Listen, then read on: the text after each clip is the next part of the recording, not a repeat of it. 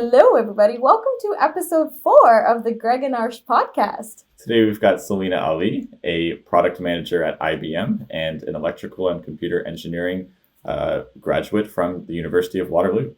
Selina, welcome to the show. We're so happy to have you. Thank you. All right. So tell us a little bit about where you grew up.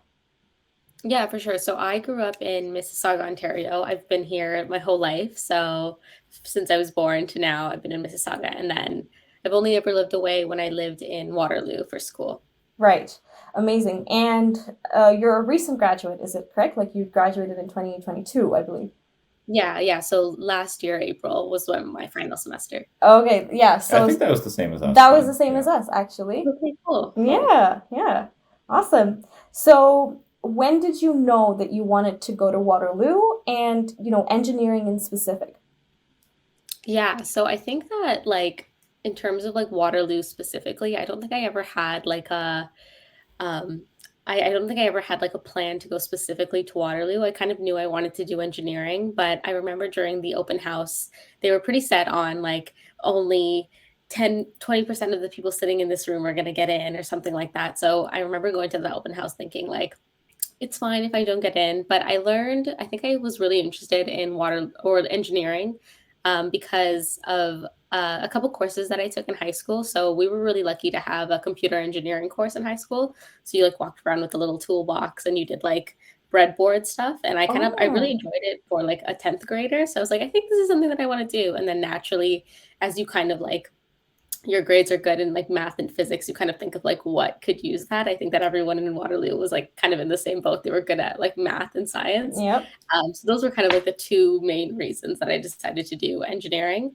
And then Waterloo specifically, I guess, for the co-op program. But again, it was very prestigious. It was you needed really high grades. So it was never a huge, I have to get into Waterloo.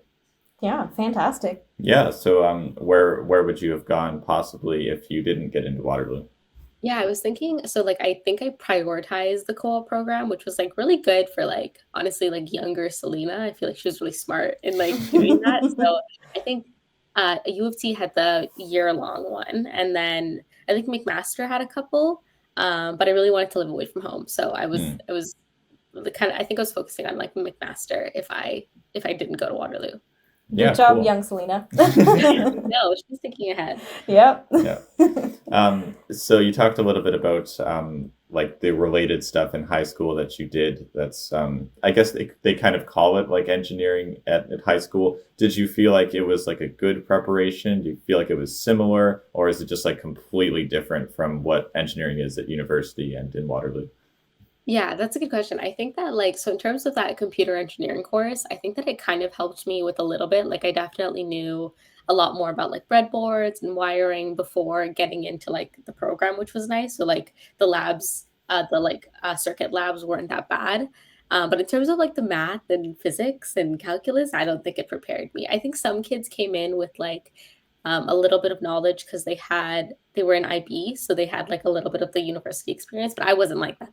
I wasn't like that. So not only did I forget everything in the summer before university, I just didn't have that experience or a really strenuous university kind of exposure in high school. So I don't think those really prepared me at all. Yeah, that makes sense. Yeah, no, I completely agree. I mean, I did math, but I know that some people had, more of a calculus and background, and I did not. So, yeah, so did you feel like that kind of changed the university experience, or were you able to kind of pick up all the things? Definitely changed it. I think that when you go in and you have really good grades in high school, you kind of think you're the exception. Everyone tells you you're gonna fail, it's gonna be really hard, but you're no, no, no. I was fine because I was getting a 95 in math in high Yeah. school. But then you go into a room with everybody that got a 95 in high school. And I think that I was just very shocked with how much work they throw at you at once. I think I could have picked up the concepts, but then when I have 6 courses all teaching me very hard things with seven, 5 to 7 assignments due in the next upcoming month, I think that it was really overwhelming, which I think made it hard to kind of transition or figure out how like my studying works, because studying doesn't work the same as in high school, and like figuring out how to like deal with these difficult concepts. I think I had a pretty rough time getting it, or like I was very humbled when I got into my first year. Yeah, Yeah, yeah. definitely. So how is the switch like outside of just like the many assignments and projects and tests and stuff? How is the switch to like it's a whole different lifestyle. I feel like the first like 18 or so or whatever years of your life, it's all kind of like in this usually in the same spot, feels the same. But then it's like also in addition to all these projects, it's like you just totally change up your life. So how was that? Yeah, so like I was the first one in my family to move out for school. So my I have an older sister and she went to UTM. Hmm. She stayed at home and I was the first one to move out. So it was like a big deal for my family. So that was kind of I guess like what kind of started making me realize that it was going to be a big deal. And then like yeah, as you said on top of that, like learning how to live on your own, moving away from your friends and family. I think that like I had a honestly a pretty rough time in the beginning because I didn't expect school to be so hard, but then you're far away from home, you're pretty alone. I think that I was really lucky to be like at UWP. So I was in the residence where you had like a kitchen but your own bedroom. So Hmm. it was like an apartment style. But I was with all engineers. So everyone on my floor was engineers. So we were all kind of going through it at the same time. So like Yep. when it was exam time, it was quiet. Like when it was busy time, it was quiet. So it was nice to have like that community of everyone kind of going through the same thing. We were all failing together, which was nice. Yeah. So Fantastic. I would have felt like really low alone if I was like with people in different programs that were maybe like doing different things. But I was really lucky to like have the engineering community when I like first started. Yeah, Yeah, I think that's really important. agreed. Yeah, no, that's amazing. So did you do any like clubs or other activities with those engineers or other people? Not really like in my first couple years, to be honest. Like I only started doing extracurriculars honestly when COVID started, and then I had a little bit more time because school was online. I did like UWPM, so that's kind of how I tried. Like I remember sitting in my first UWPM meeting, being like in like my second year, being like, "What is this? Like I want to get into this." And then finally, in like my 3B term, was when I was like applied to be an executive. But other than that, I found that I like had no time. Like I feel like I was always studying or was always working on a lab or something. I think that looking back, I definitely could have made more time for the things that I enjoyed, and I should have explored more of the community at Waterloo. But yeah, like what in the moment when you're in it and you have so many things to do, I like couldn't see past just like jobs and school, and that was like my whole life for like 3 years. Right. So what is UWPM and what's the club about? Yeah, so it's a product management club. So it's literally called U Waterloo Product Management, and it's essentially just it's a club that holds like product management related events. So like they do like mock interviews, they do panel discussions. If like people on the exec team had really cool internships, they'll do like maybe like a discussion or a Q&A. They also did a hackathon, like a product management focused hackathon, Hmm. which was really cool. So like it's basically like a big case study that everybody like tackles. Um, but yeah, so it's just like exposing kids in Waterloo to product management and what it is. And that's kind of how I discovered it. Everyone in the club was really helpful, especially when I was younger. And those executives, they were like very willing to share their experience and what they do day to day. Because there's no like really coursework on product management. So it's a good way to like exposed to the career if you're interested. Yeah, that sounds fantastic. I did not know that was a club, but it's great. Yeah.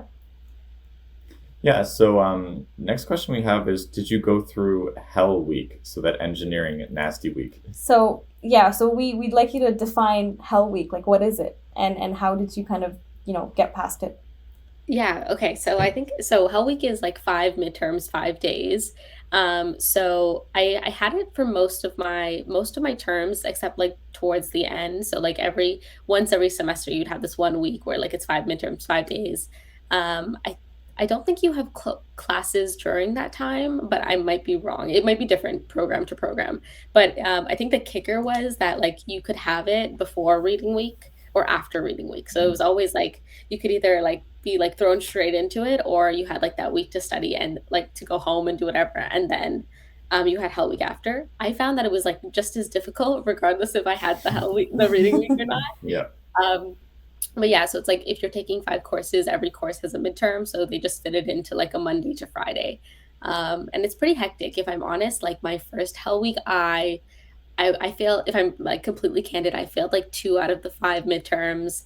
And I was like so thrown a loop when I like realized how difficult it was because these weren't like easy tests.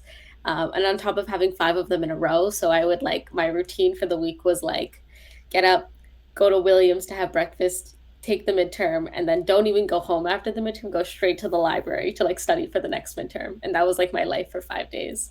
Yep. So my roommate in first year was in engineering, and during Hell Week, I did not see her. She was either in an exam or at the library. I don't know when she slept, when she ate. I just did not see her at all. Yeah. Yeah, I definitely feel that. Like you don't even feel like you have time to like eat and stuff. Like, and I think that like it depends. Like some people are just like they're naturally more inclined to understand some of the subjects and maybe they're like more passionate about it. I was not like that. Like I really it took me a long time to learn things.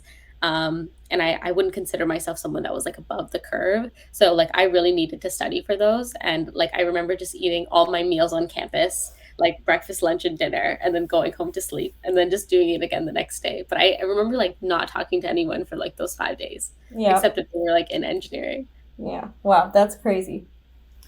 So how did you go about doing this sort of extra learning? Because obviously, like a course usually gives you like a textbook, you have your lectures or whatever. If you didn't understand something, how did you go about like kind of getting other information about it, like YouTube videos, or did you always stick to like just the course itself? That's a really good question. So I think that like learning how to study was like I think like the biggest challenge I definitely had in university and like Yep. learning how to successfully do that. So yeah, as I kind of said before, things didn't really come easy, so I needed to have that extra help. I really took advantage of like TAs in my first year in 1A. They were very like they knew you were coming in from high school, so like they were very the ones that I had for some courses were very nice. So I was always at those office hours. Like I was that first one at that office hour to like get Yeah. get my questions answered. And they were if you had like an assignment coming up, they would help you with the question and Yep. stuff. So Yeah. I was there. And then as you said, like YouTube videos really helped me. So like learning sometimes like when you're like especially if you like have so many things to do, like my sometimes I was not listening during my lecture. I was like too tired. So sometimes Yep. I needed to relearn things. And the easiest way for like that to happen was to like learn like have somebody else teach me. So I found that YouTube videos were really helpful. And then just kind of like learning things with other people. So I guess like because I had all of my courses with the same people, it was really easy for me. It was like high school. Like you had that same group with you, so it was really easy for me to like ask like, hey, do you have the notes from this day? Can you teach me that? Or can you help me like go over this topic or this like lesson that I don't understand? So it was nice to have that like group of friends that I could like go to for like any of the courses because we were all doing the same things. Yeah, that's Yeah. great. Absolutely. So walk us through your co-ops. Yeah, for sure. So I started, I was in four streams. So when I got in, literally like 2 weeks into, I didn't even know where like the buildings were, and they were already like, apply for jobs. Like, where's your resume? Yep. Yep. So Yep. They threw you right into it. yeah, like Waterloo Works was like so foreign to me, and like Mhm. I remember like 1 month into being there, I was like at the Tatum Center. I didn't even have any like business casual clothes to like. I was like a high school student still. It was so Yeah. funny. So my first one, I started when I applied. I like didn't have any expectations, so I did. I applied to like a little bit of everything, and I got it's a junior network administrator, so it's like level one support, so fixing everyone's computers, resetting passwords, the whole Classic. thing. Yeah. Like the level one support. I didn't even know what I was getting myself into when I started to. Um, and that was in downtown Toronto. So I was working level one support downtown. And it was a good way to, I think, like get exposed to like the professional world. I think like I didn't know how things worked. I didn't know like how like professional settings work. So I think it was a good way to like expose myself. And then after that, my second one or my next two were technical. So I did full stack development at the like a sister company to that first company, and then I was a software engineering consultant, also in downtown Toronto for a fintech company. So those were like my two like technical experiences, and then following that second one is when I kind of realized like I don't know if I fit in with like the developers. I don't know if I want to do this every day. kind of like the typical, questioning your entire existence, like, like, what am I doing here?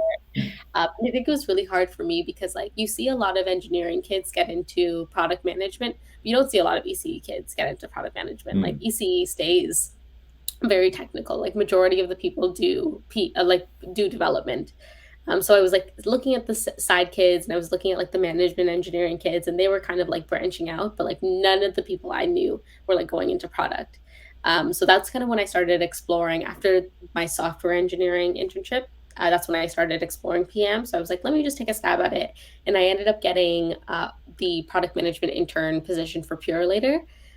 So that was really fun because it was like my first role. It was right before COVID. So it was like beginning of 2020. And it was really interesting to work for a shipping company during COVID because it was like Yep. oh, they were like true. everyone was looking at the logistics, like Yep. how are we getting masks in? How are we getting these things in? So it was really hectic, and it was like very interesting to work with shipping during COVID. But I really liked the experience. They were very willing to give me like real product experience. So I was like talking to customers. I was like doing surveys, which I was really surprised. And then after doing that first one, I was like, okay, this is what I want to do. I like it. And that's kind of when I started like taking product management a little bit more seriously as like a career role. And then following that, I did Loblaws as like a business. I think it was a business engagement analyst or something like that. And that one was definitely a lot more business focused. It was good. It was all remote. I wish it was like a little bit more in person, but it was good. And then my final one was a Unity. So that's where I was a product management intern, and I definitely hands down that was like my best internship. I think I had the most fun there, even if it was remote. I wish it was in person again, but it was good. So that's kind of where I left off. Those were like my six internships. Awesome, thank you. Thank you so much. Yeah. Greg, do you have any Unity follow-up questions? I will. So, firstly, it sounds like there's a lot of overlap with us because Arshia worked at Pure later and is working at Loblaw right now. Yes. Oh, did you? I Okay, did, wow. yeah. Oh my gosh. Different Yes. time than you, but yes. Yeah. Okay, were you the product management intern? I was not. I was doing like data engineering there. Okay, cool. Yes. When I was there, they only had one role. They only had the product manager. Oh, So it's cool that they like, and it's kind of, I feel like the team is pretty small, so we probably worked with a lot of the same people. yeah, quite possibly. Yeah, that's awesome. And I did a machine learning internship for Loblaws during Waterloo as well. So Okay, it's kind of cool. funny. Yeah. Um, yeah, that's great. Thank you. So yes, I definitely wanted to talk more about Unity as well.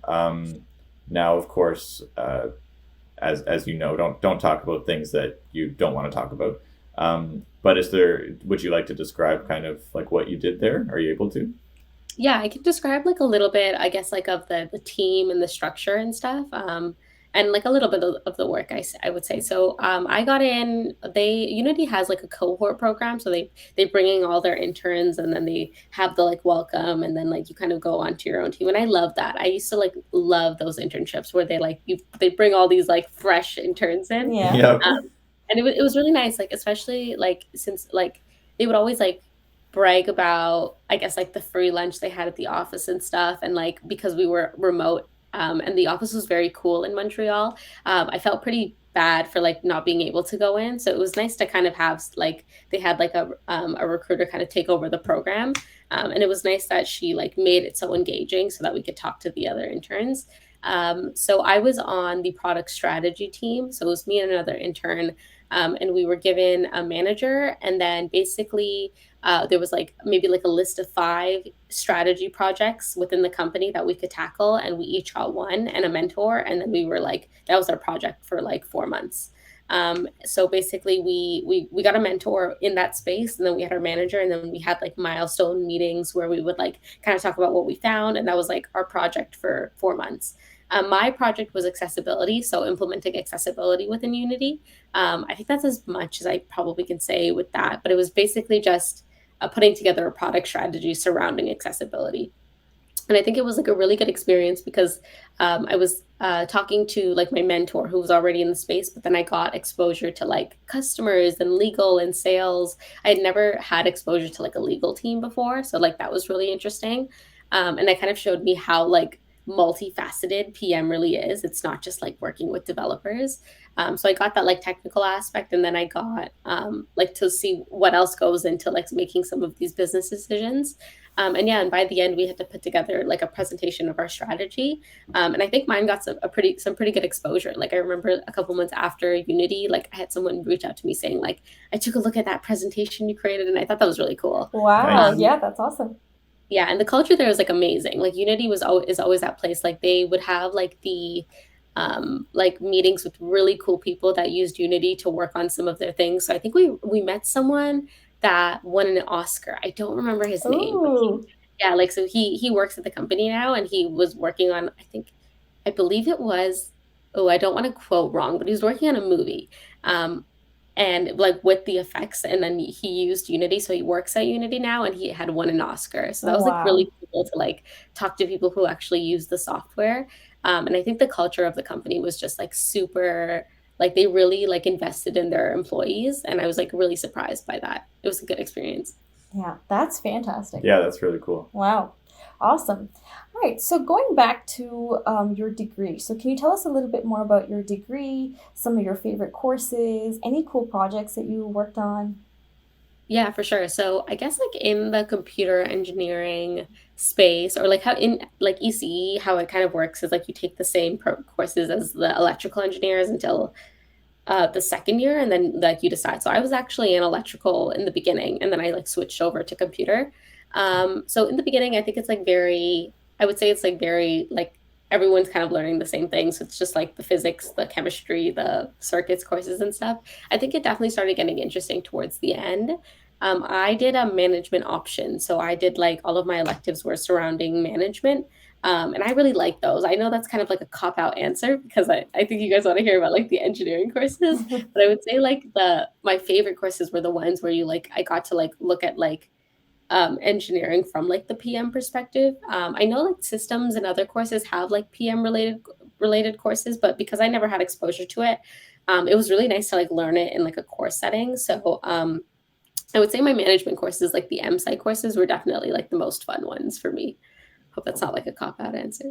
Yeah, no, no, no. We're happy to have that answer. Yeah, for sure. Yeah, no, that's fantastic. And as an engineering student, did you have to do any sort of like final projects? Yeah, yeah. So we did the Capstone project. So that Right. was like the 8 months where you work with who you want to work with, and then like you build essentially whatever you want to build. We did a lost and found application, and so basically like a mobile app, or like campus focused, where you can, if you lose something, it's like a social media platform essentially, where if you lose something, you can like post it on there, and then you have like the people who lost something and the people who found something. I think we were very hopeful in the beginning. We wanted to use like computer vision to like be able to identify items if you take a picture of them. Like we had a lot of things that we wanted to apply, but we just like never got around to it. So it was a pretty standard web app. Um, but yeah, like just a lost and found application. So nothing really hardware for us. We didn't have to. Yeah, no, that's fantastic. I love that idea. Yeah, awesome. So, what is Hack the North? Oh, cool. Okay, so Hack the North is like I think they advertise it as the biggest hackathon in North America. I think Mm-hmm. that's what it is. I So Yeah. think so. like um I remember before COVID when they had it, I remember like I was like in on campus, and I like didn't like I didn't like apply for it. So I didn't really know what was going on. And then I saw like this like just like a quick brief beginning like backstory, but I saw like a helicopter like land near E7 or something like on the tarmac, and I was Wow. like, what is going on here? So then I started looking a little bit more into Hack the North. And I think this was 2019. So I think it was like before COVID and stuff. So that's kind of when Hack the North like really caught my attention as a hackathon. So in my final year, I was like given the opportunity. I think someone reached out to do a product management workshop. So it was never actually like a hacker, or I didn't do any of the teams, but I think that considering that it was my last year and I never got to touch the hackathon, and I never like applied for it after like seeing how cool it was in 2019, I said yes to the opportunity. So essentially, I just put together a workshop that was product management focused. And because it was remote, it was like a remote workshop, so people could join in on their computers. to the video or to the stream and like ask questions live and stuff like that.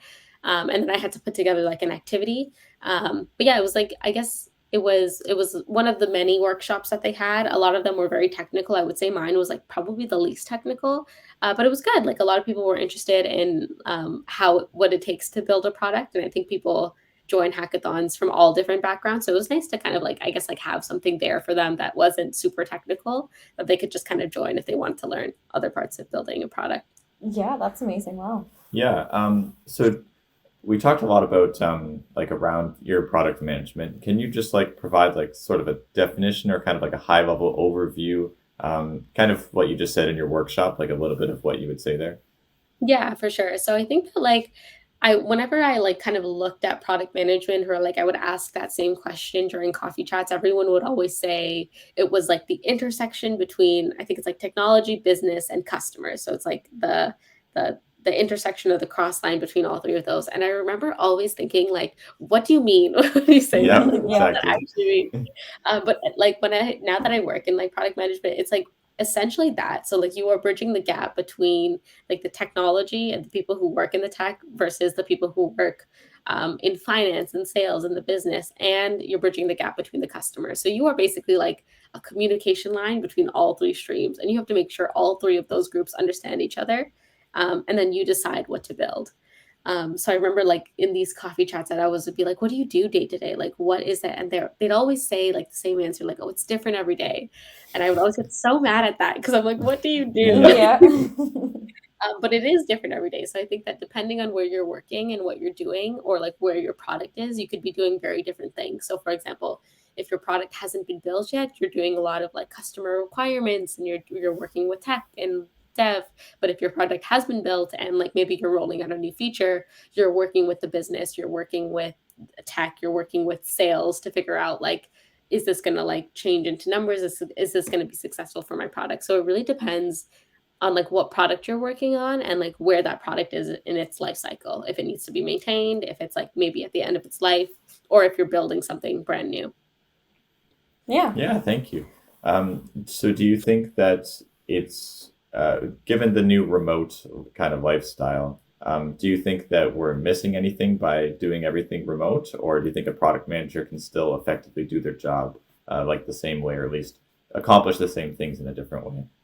That's a really good question. So I'm not sure about like if you guys are working or like what your jobs like mandate from work from home is. So like we have I think it's like 2 to 3 days we should go in, and then the rest of the days we can work from home. I find that the days that I work from home are like my most productive days. I Mm. think that like Agreed. as a product manager, you're kind of like a people manager at some point. Like you have to talk to so many people, and sometimes those people are just like not here. Like I think that coming from work from home has really, one of the benefits of like everyone working remotely is that you can reach anyone in the company. So now like when I have calls at like 7 p.m. with like a team in China, like it's a lot easier to do that versus like or like a lot easier to have those calls and reach those people than if I was working in person and I had to like wait till I had a free minute to like have a call with someone remote. So I would say that it doesn't, I would say that in my personal opinion, it's better to be remote, or like kind of have that balance where you're getting face to face, but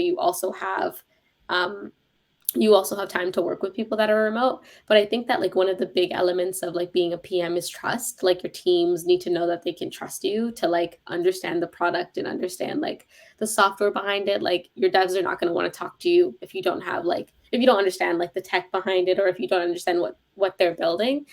So I think that like one of the ways that you can build trust with your team is to have face-to-face connections and for them to see you. So I try to take advantage of that when I go in. But I would say that I'm most productive on the days that I work from home. Yeah, sounds Yeah. good. Would you go fully remote if you had an option? I think so. Like I Yeah. think that it really depends. So like my job is in Markham and I'm in Mississauga, so it's a really far drive. I think that if Hmm. I worked closer, like I would definitely be down to like go in a little bit more because I like going in. It's just so I don't think I would ever take like a fully remote. I think I'd always want the option to go in.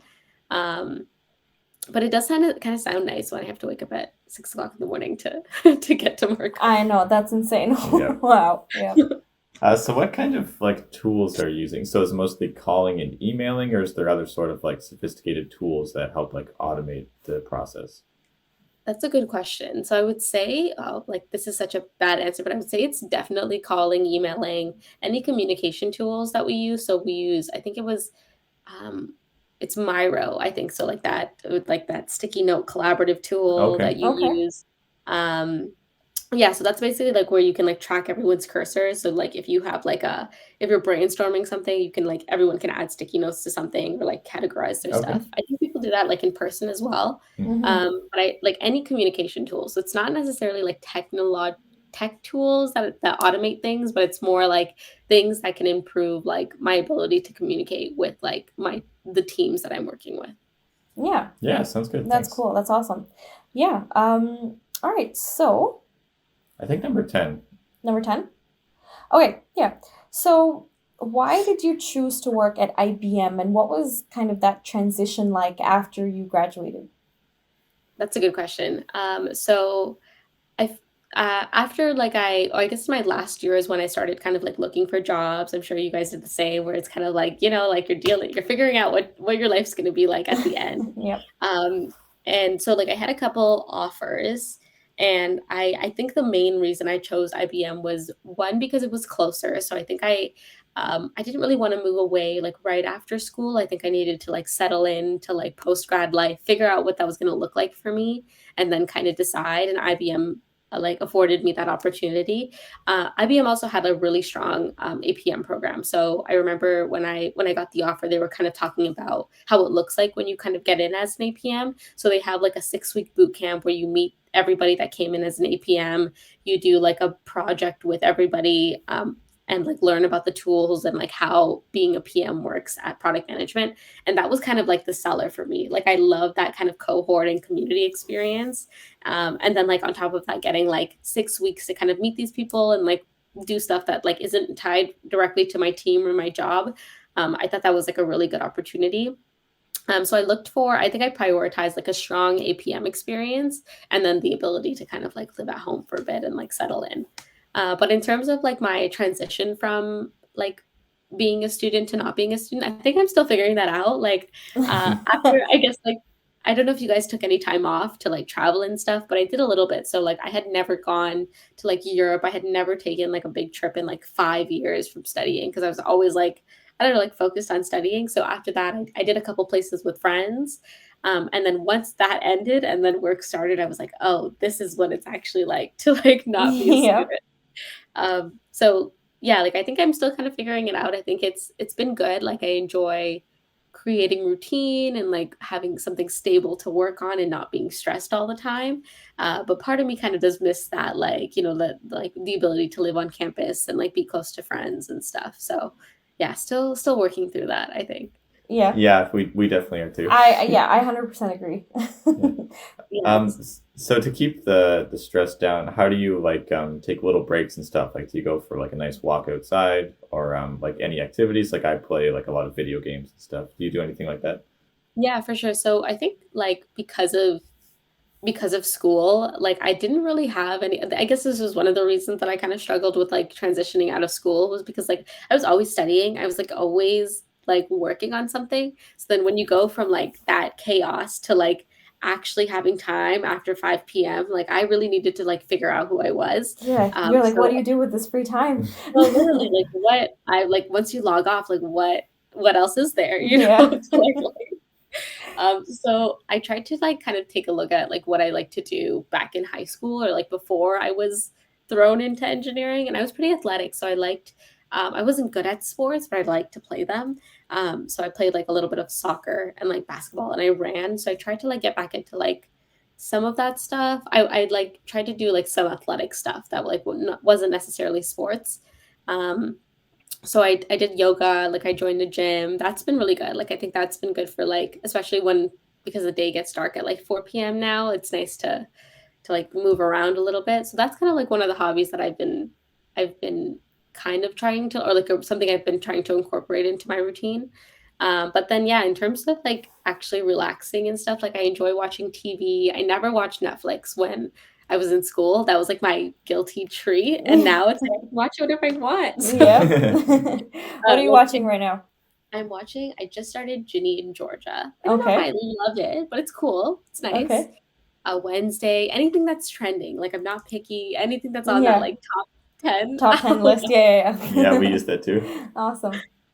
and then like just like going to the movies, spending time with friends, I think has been like a good way to like kind of reset for the week and stuff. But yeah, like still figuring out who I am after being through engineering. Yep. Yes, I think this is a funny transition to our next question, which is, are you considering furthering your studies? If you would have asked me like maybe I don't know, like right when I was in third year, I would have been like, absolutely not. Like I'm Yep. never going back to school. But I think like especially being in PM and seeing like everybody come to PM from different experiences, like not everybody's in engineering. So a lot of people do like their MBA. So I've kind of been like looking at it a little bit, but nothing I would say if I had to decide now, no, I'm not doing any more school. But I think that down the line I will miss it and I might consider. Yeah, so it's not like it is an option that you might Yeah, consider. I think Okay. so, maybe. Okay, Yeah, awesome. I think the MBA one's interesting because like it's definitely been true like for the last like very, very long time that engineers generally do an MBA afterwards for I don't know, whatever reason, especially if you're in product management, it probably makes even more sense. But I also feel like in a way that in that particular degree, it's almost sort of like, it's not like it's not valuable, but I feel like it's in that particular one, it's like the world is growing so fast and it's a lot about like content creation and doing your own kind of thing and less about like the hardcore, like academic, what it means to be like a manager coming from that. I'm not sure. What are your thoughts around that?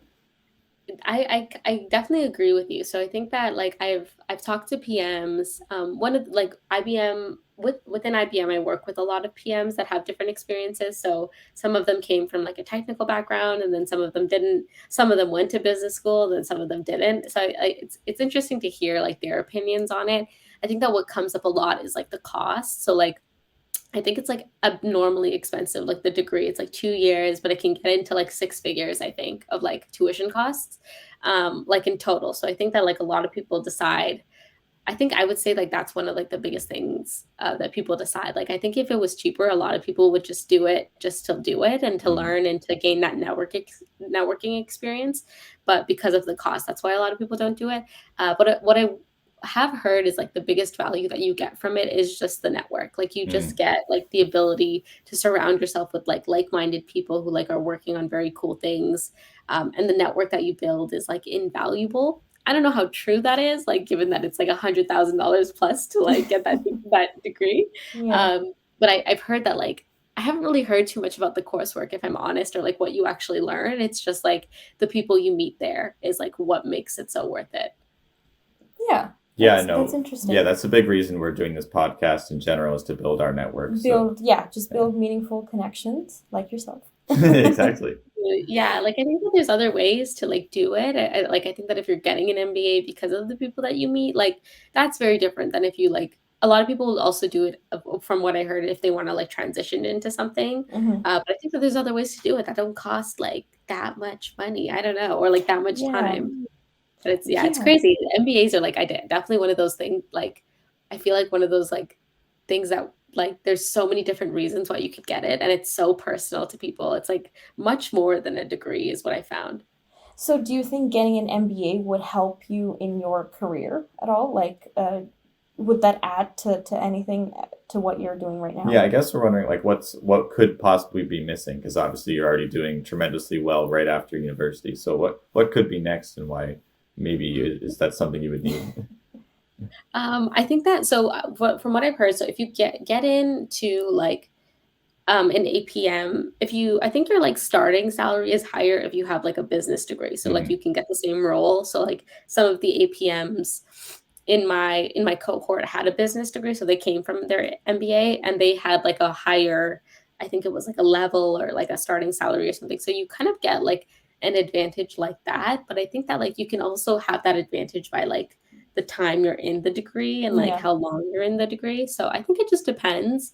I think that if I was having if I was doing maybe like dev and I wanted to get into PM and I was having a hard time transitioning, I think an MBA would be something that I considered. But I was really lucky to have like 6 tries during my internships to figure out what I liked and Hmm. then like figure out like what I actually wanted to do. But I think that if you didn't have that opportunity during your undergrad and you wanted to make a transition, that would kind of be where I would see value in an MBA. Yeah, fantastic. Yeah. So how would you suggest someone kind of check? So it that's why Waterloo and other sort of co-op programs are so great, as you said. Like you get so many tries to see what you want to do. For someone that maybe doesn't have that ability to like try 3 or 4 co-ops to see if you like it, how would you check if you did want to do product management, or how would you learn about that topic through not through just like a typical internship or Yeah, job? like more hands-on, I guess. Yeah, like or if there's like some like Coursera like course where people take like a product management course or something like that. I don't know. Yeah. That's a good question. So I think that like what I've kind of seen people do, or like I've kind of recommended is I guess like coffee chats. So like talking to PMs has been like one of like the biggest things that I did when I first started exploring the role. So like just like booking some time with someone, like asking them what they do. I don't think it'll answer all your questions, but I think it'll also like as good as you guys kind of said, like builds your network, kind of like surrounds you with PMs and stuff. I've also found that like if you do have like an internships, a lot of internships are very chill. Like they're not super like yeah, you have your role to do. Like if you were like a dev or like an SWE, like you have your role to do, but you're also exposed to like so many different things and you're an intern. So they're never gonna say like no to you. So I remember in like my software engineering consultant internship, I was working on like with the dev team, but I was also exposed to like the BAs and the PMs. So I was kind of like, I just asked one of them once, I was like, can I sit in on your meeting and can I see what you're doing? And he was like, yeah, sure, like whatever. So like I sat in on the meeting and then I kind of got exposure. So I think that when you're in that role, like, or if you do have a role that maybe you don't know if you're like, you're happy with or you want to explore something else, like try to find like the different teams in that company to like look at like while you're still in there. Like no one's ever going to tell an intern no. So like just try to like expose yourself to as many things as possible. All on top of doing like your job, like what you were hired to do. But like I think that they're really excited to have people like interested in their company and interested in things. So no one's ever going to say no if you want to like sit in on on someone like a PM's meeting or like a BA's meeting. So like sometimes it's really hard to like break in, but like you can definitely try to use your current experience and find ways to make that more PM related or more whatever you want to do related. Yeah, I really admire your confidence and ability to just kind of fight for what you want because, like you mentioned earlier, how you, like very early on, you talked to the TAs to get all your questions answered. I was way too nervous to do that at the time. I think I could probably do it now, but like during the beginning of university, like no way. I was like, I can't even talk to these people. And here you're saying, like in your job, how, you're just asking to get in, listen to those meetings. Just because you know that they're probably going to say yes, and if they say no, then it's really no big deal at all. So I admire that a lot. Yeah, I Oh, agree. thank you. Thank you. I feel like it was more because I didn't know what I was doing. So I was like, you know what? I got to figure it out somehow. So I think that, yeah, like when I was talking to those TAs and stuff, like I really just like, um, yeah, I had no clue what I was doing. Like I had no clue, like, and like how to do anything. So I was just like, the first person that looks like they can help me, I'm going to ask. Yeah, Yeah, that's yeah. really smart. Yeah, I know. I know a lot of people don't take that initiative, so I think that's great advice for someone, maybe in university or looking to try to figure out what they want to do. To just Oh, take that nice. first step, right? Yeah, like I think it's like yeah, I think a lot of things come with like I guess like pride and I think that like once I realized I guess like things were it was going to be harder to break into PM than I thought it was going to be or this course is going to be harder than I thought it was going to be. I think I like I think that people who like don't need to ask like maybe had it down pat like they were able to figure it out and stuff. I knew I was not able to figure it out. Like I knew I was going to need that help. So it was just me kind of being like humbled by the fact that it was harder than I thought it was going to be. So I need help. So I think just accepting the fact that I needed help in those areas was what kind of propelled me to ask for it. Yeah, Yeah, that's that's awesome. smart. Yeah. Yeah, agreed. That's great. So, what are your thoughts on entrepreneurship? And is that something, that you're doing currently or you see yourself doing in the future? Yeah, that's a good question. So I know I have that in like my LinkedIn bio that I'm like Mm-hmm. interested in entrepreneurship. I was always like the type to like really gravitate towards like doing my own thing or like, like starting things up. So I always like really like took an interest in that. And then when I started PM and like PMs are kind of considered like mini CEOs. I don't Mhm. really like that term, but it's basically like you have like you're building something and it's like all on you basically. So like you have like your team and stuff, but you're kind of the one making the decisions. So I think that like in terms, I was really interested in entrepreneurship, and then I got a PM role, and I was like, oh, this is like a lot harder than I thought it was going to be. Yeah. So I think that like in terms of like, I guess like doing something or like starting something up, I definitely see myself doing that in the future. But for now, I kind of want to be like as a fresh grad, I kind of want to be like learning from all of these people above me and have gone through these things or like maybe had like a startup and like maybe it didn't do well. Like I want to learn from the people who have done it and then maybe like try something out. But I haven't gotten that far yet in terms of like deciding what to do. Yeah, yeah, no, that's awesome. There's still a lot of time. And like you said, I think right now focusing on kind of gaining those skills and learning how other people did it is great as well. Yeah. You reminded me of another question I always have when I think of product management because I've never done it. I've never really researched into it too much. I'm learning a lot from this chat, so thank you. Yeah, same. Um, the question I always think of is people say like as a product manager, you kind of like own a product per se. And that really confuses me because like unless you're this, you said when you said mini CEO, unless you are the CEO, you don't really own the product because you're still managed and have to be budgeted from above you, right? Yeah, so I think that like the manage part come or like you own a product comes not necessarily from like a financial perspective. Like so when the product does well, your pay doesn't change. But I think that it like the success of a product like relies on you. So like if like let's say like the numbers are doing bad or like maybe like you're not getting as many users on your product as like you intended and then the executive sees that the first person they're going to ask is not the dev manager is not the like customer success lead, it's you, like it's the product manager. So I think it's like the the success of the product is like you have to answer those questions essentially, like you have to answer those questions of what happened here during these months, why didn't we have this many users, or why was this month so good, or like what can we build to make this product have more customer engagement or something like that. So I think that like ownership from a point of like the company still owns the product, but you are responsible for the success of it. Yeah, that makes sense. Thank you. Um, Another one is sort of like so when I think of a product, I mean, I'm gonna purposely not talk about IBM so that we can maybe relate it to something we can actually talk about, which is like, say, obviously IBM has like a million products, many, many different things. But say like Apple, so they have an iPhone and they have more particularly like an iPhone 14, and even more particularly, they have like submodels of that. So is there like, would there possibly be like a product manager for like all of the iPhone, for all of their electronics, because they also have software? Would there be one for like the submodels of the iPhone, or do you think that's totally up to like how a company would choose to do that, or is there sort of a managerial relationship that maybe you knew would know more about than I would? Yeah, that's a good question. So I think that as you kind of said, it's like company to company specific. So I know like product management work, product managers working at companies working on like one button in like their feed. Right. So like or like one window in their feed. So like I think that like it can get as small as the company wants it to be, or it can go as big as the company wants it to be. So I'm sure there's like a PM that owns like the entire line of iPhones, but there might be one for each version or each couple of generations. And then there could also be like a hardware PM and like a software PM.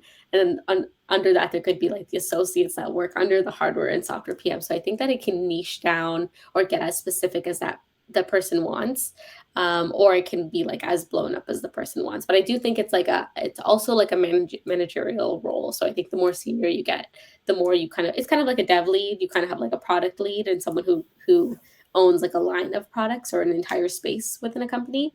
And then you have like the product managers below them, and then the ones below them. So it can get as small or as big, I think, depending on the company. Yeah, that makes That's sense. really interesting to know. Yeah. Wow.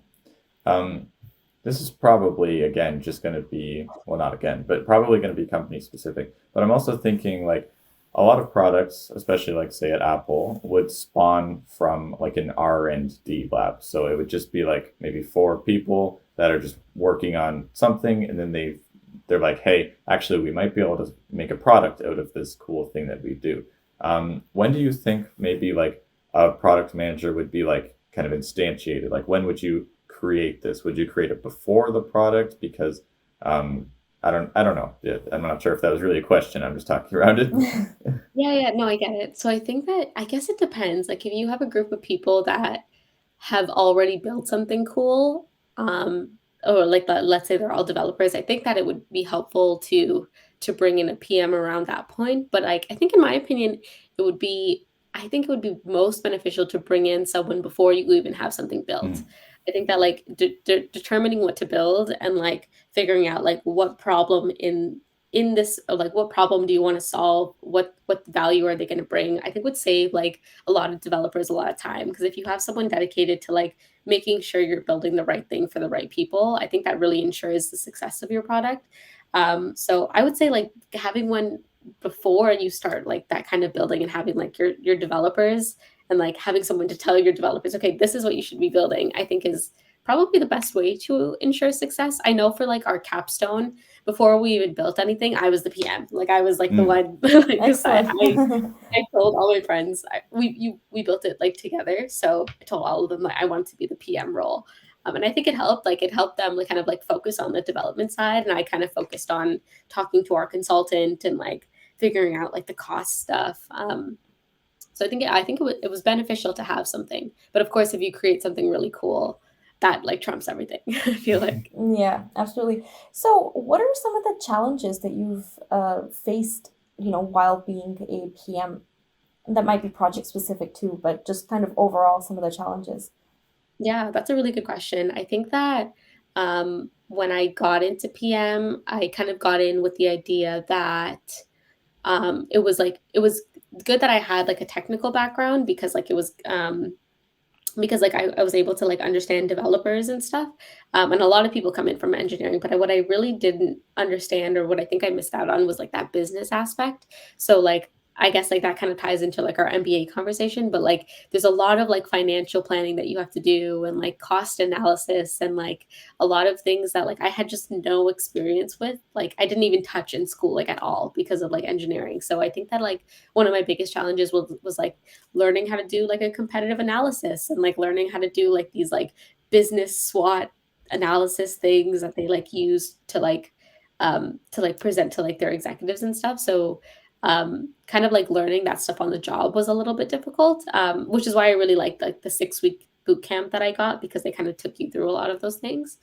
um, I would say another like I guess challenge that I'm like dealing with today is like communication. So like you have so many meetings like all the time, and like normally it's like your manager that has all of those meetings, but now I'm at a point where like my calendar is full. So I think that like have like time management and balancing everything, like you need the ability to do deep work. And I feel like when you're a developer, all you do is deep work, and then now you're like talking to people all the time. So like finding that balance between how to like manage your meetings, but also like have time to like create the things that you need to create. Yeah, wow, that's amazing. I know that that can be really hard. Like when I have a lot of meetings, I practically get no work done because it's like, you have 30 minutes between your meeting. Well, what do can't really get any deep work done. So that's great that you're learning to, manage that time.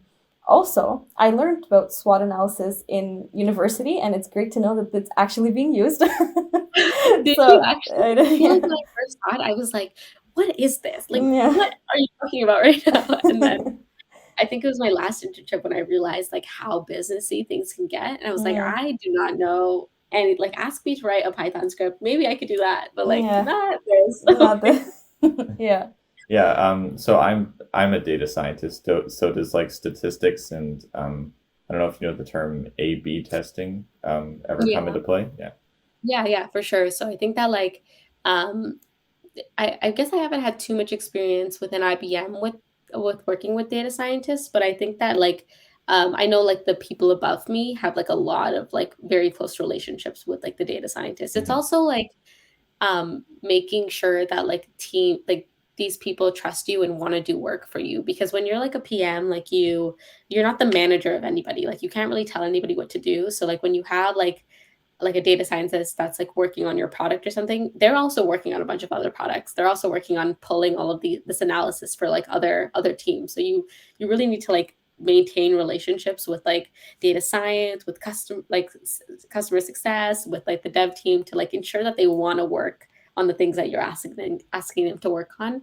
And I think that seeing the like senior PMs do that has like shown me like you need to maintain these relationships. But one of the relationships that they maintain a lot is like the data science team, because they want them to like pull those ad hoc requests for them when they need it. Yeah. Yeah. Fantastic. All right. So our final question that we ask everybody, is there anything that you want to let people know, anything that you have going on? This is the chance for you to plug something if there's something to be plugged. Yeah, for sure. I think that if anyone has any more questions watching, like you can feel free to follow me on LinkedIn. I don't know if you guys link them anywhere, or Sure. is We that can We can link do your that. Yeah. LinkedIn. Yep. do I have to say my LinkedIn like handle, my name? You could do that, or we could just post a link in the description. Okay, sorry. Yeah. Yeah. So I'd say, yeah, if anyone has any questions, you feel free to connect with me on LinkedIn and like shoot me a question. I'm always open to like coffee chats and meeting people. Yeah, that's about it for me, I think. Thank you Amazing. guys so much Awesome. for having me. I had Yeah. so much Thank fun. you. That was Thank you so amazing. much for being here. We really appreciate it.